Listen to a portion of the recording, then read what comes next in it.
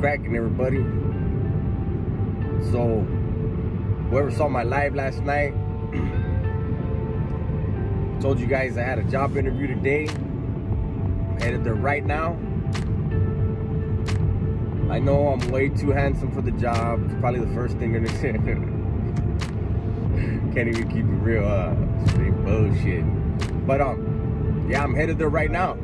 And I'm gonna go in there humble, because I know the last interview I went in there like, all I gotta do is show up. I got the job, and they humbled me, you know.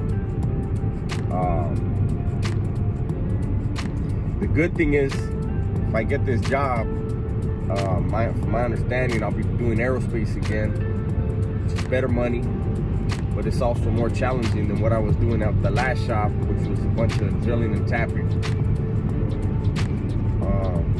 Which got boring. Money was decent, but it was really boring. You know, I wanted to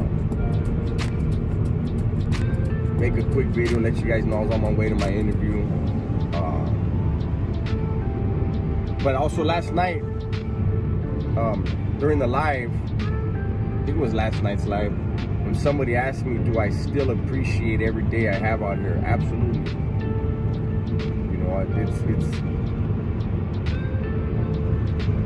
it's as hard as it is financially to stay out here in California, man. It's such a beautiful fucking place. The world itself is beautiful. You know, when you're living in a concrete box, you know, and all you see is concrete and steel, and all you smell is men, and all you feel in the air is tension, anger, and sadness. This right here, it's a beautiful feeling. And you know, when I'm on the freeway, like I am right now, is when I'm always most grateful. And I should be most grateful at all times, right? And I am, but when I'm on the freeway, especially when I don't have nobody in the car with me, honestly, that's when I like to turn the music down, have a conversation with God, thank Him for everything, but also take in the scene, you know, take in everything around me and appreciate it, appreciate what I got,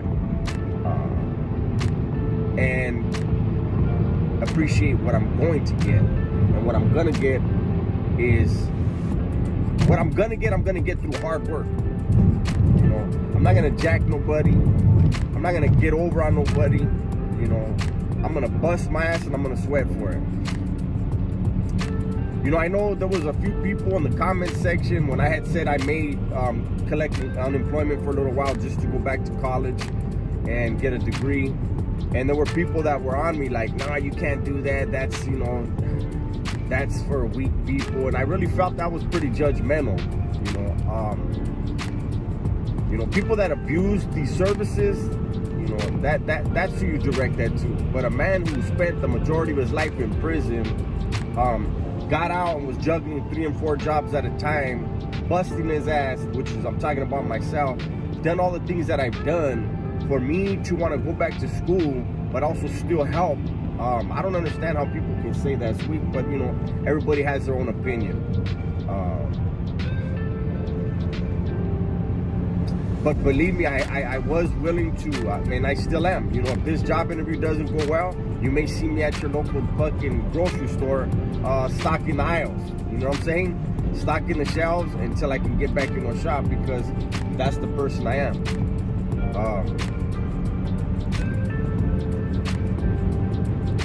I'm gonna go ahead and keep this brief, and who knows, maybe on the back end, after I come out of my interview, I'll let you guys know how I feel about how it went, and then we'll see how they felt it went, right? Really, that's all that matters, how they feel it goes. So with that, you guys be cool, I'm out. Real quick, I almost forgot to do a follow-up. Back at the pad, the interview went really good.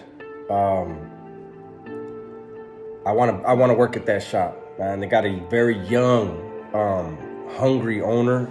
It's always better to work for somebody that's young and motivated. And then when I left that interview, on the way back to the house, another shop called me. They want to see me tomorrow at 11. So things are looking good. I'm gonna keep this short. About to have dinner. You guys be cool, all right?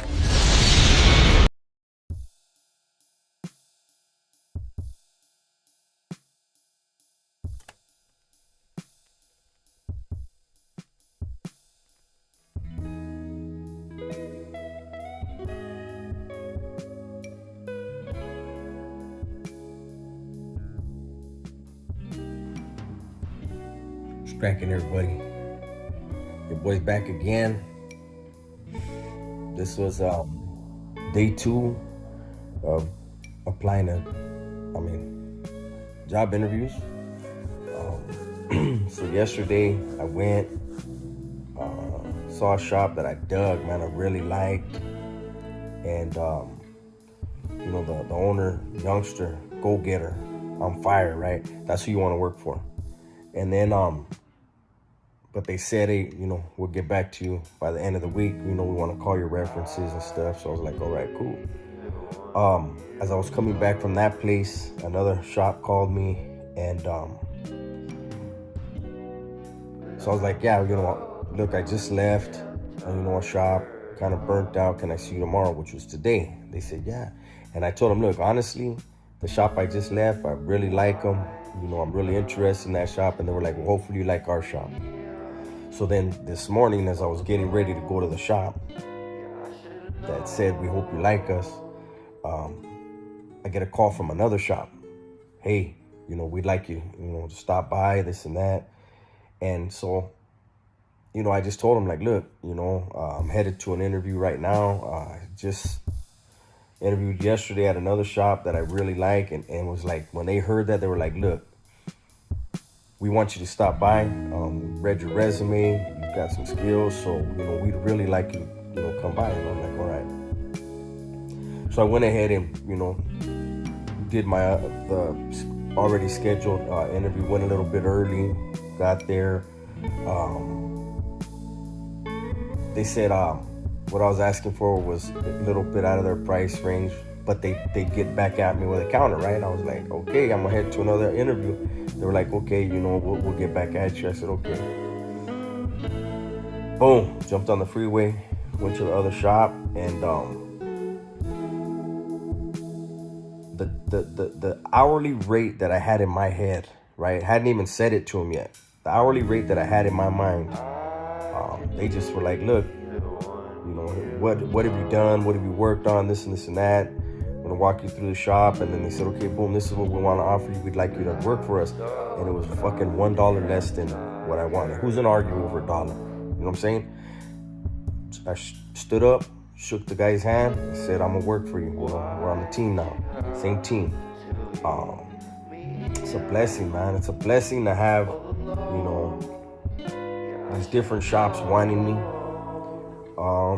It feels good, I'm not gonna lie. I was starting to get a little worried. Like I said, I thought about doing the unemployment to go back to college, but at the end of the day, it was I can't watch my girl go to work every day and bust her ass the way she does, and sit at a computer.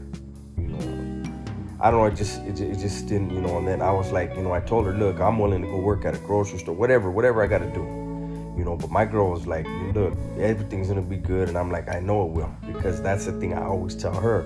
And that's the thing I try to tell you guys, man, is no matter what the fuck is going on, there's a positive in every situation. You just got to find it. And as long as you can do that and stay positive things are going to happen in your life.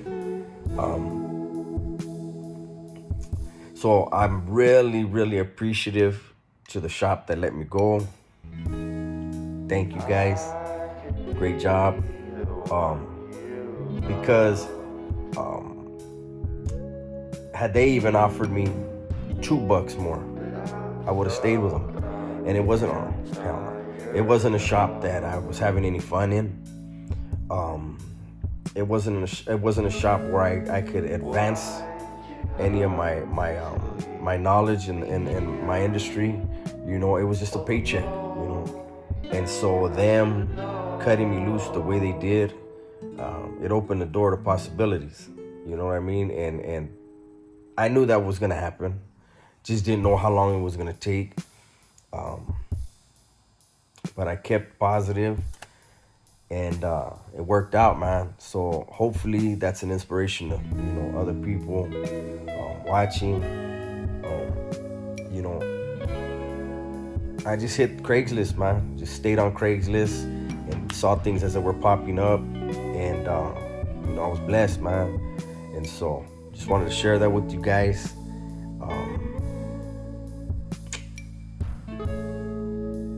Let's see what kind of schedule I can put together to put out some videos. You know, somebody in the other day in the comment section was like, "Where's your content at?" You know, and so I do need to figure out. It's always the same thing with me, right? Figure out what to talk about, what I'm comfortable with, you know. But anyways, like I said, I keep saying, but anyways, I'm out. You guys be good. Stay positive, right? Motherfucker like me, look, inked up, shaved head, able to go in there and just, be blessed like that. You know, I'm sure you can tell. You know, I'm really excited. I'm very happy. You know, it feels good, man, to be able to, tell my lady and to tell my family, like, you don't gotta worry. You know, I went out there and got that, just like you knew I would. You know, just like I knew I would. But anyways, I'm out. Don't forget, tell the ones you love that you love them, right? I'm out.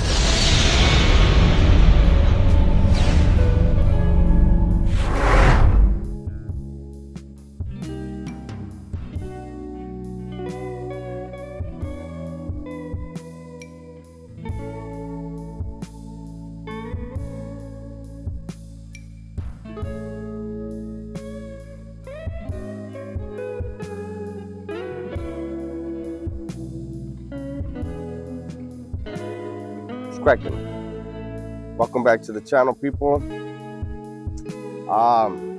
This is gonna be a crazy video for me. So I'm right here in the outskirts of my neighborhood. I'm at Oak Park.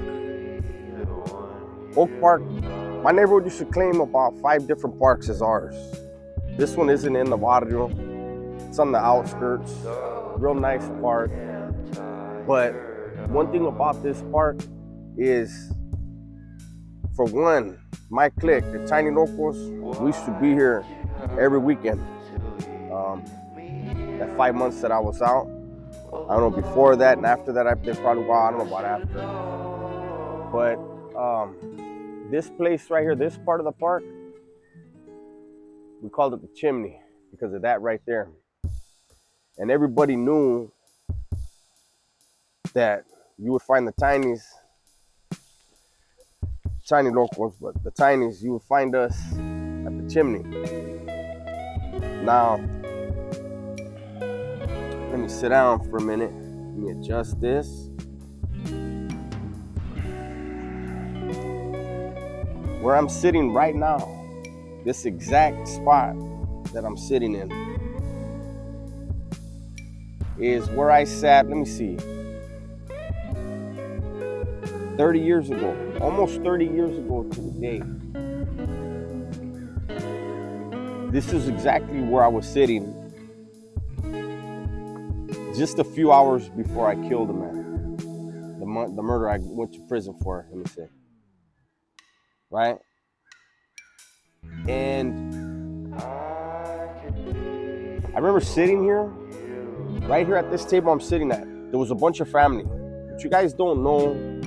You know, it's funny because there's been people in the comment section that have made up this, the trolls have made up this whole thing on what my murder was and how my murder occurred. It's funny how they come up with stuff, right? But today we're going to talk about it because You know, I made a post on my Instagram today. This video's gonna come out tomorrow. I made a post on my Instagram today because I'm pretty much to the conclusion that I may be done with YouTube. Not because I want to, but because YouTube has decided that they are not gonna send notifications out for my videos. Look at my videos. I have almost 40,000 subscribers on this channel, and I struggle to get 5,000 views. And it isn't because you guys don't want to watch it. It's because they're not sending notifications out. I get, people are telling me all the time, I'm not getting a notification, I'm not getting notifications. And, you know, it's just very frustrating. So I'm probably going to be going back into a shop soon. If I go back into a shop, I just can't. I can't put in the effort that it takes to run a channel. And I have 2 channels. You know, I don't want to give up on my channels, but I have to pay the bills. Remember, nobody pays my bills but me. And that'll continue. Now, getting back to my case, that night,